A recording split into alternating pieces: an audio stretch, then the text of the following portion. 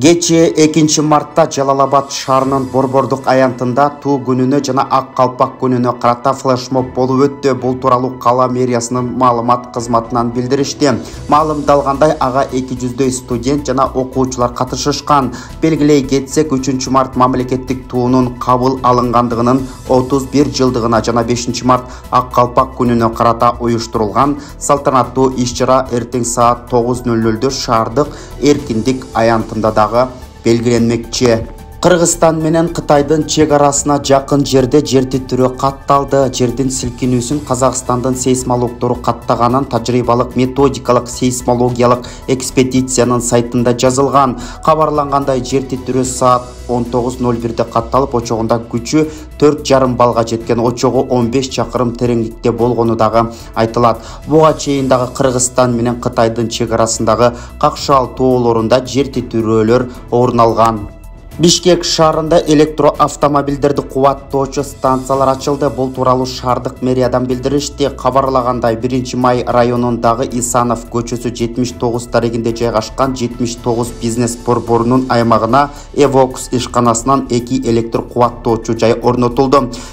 Долбоор 1-май районунун акимчилиги менен бизнес борбордун администрациясынын ортосундагы тыгыз кызматташтыктын аркасында ишке ашырылды.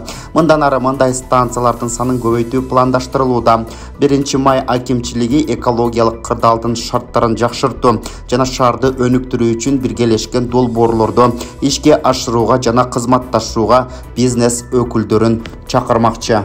Ош шаарында Сулайман тоосунан таш кулап үйдүн дубалын тешип кеткен. Бул тууралуу өзгөчө кырдаалдар министрлиги мамлекеттик салык кызматынын маалыматына ылайык, ошол жылдын 31 декабрына чейин салыктын ставкасы литрине 20 эмес 2 сом болмокчу. Ал эми 2024 жылдын 1 январынан тарта бул сумма 30 эмес 3 сомду түзмөкчү. Мындан тышкары келерки жылы энергетикалык суусундуктарды милдеттүү түрдө маркировкалоо киргизилет. Бул товарлардын келип чыгышынын мыйзамдуулугун тастыктоочу эффективдүү механизм болуп саналат жана калкты контрафакттык продукцияны керектөөдөн коргоого багытталган.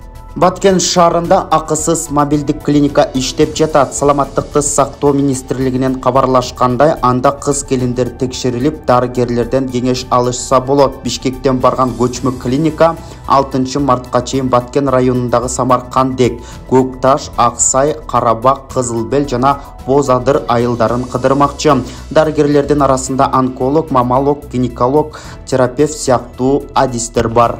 Жалалабад шаарын өнүктүрүү программасын ишке ашырууга быйыл 2 миллиард сом бөлүндү. Каражатка Түмөнбай Байзаков атындагы Маданият жана эс алуу багында балдар оюн комплексин жана заманбап кинотеатр куруу пландалууда.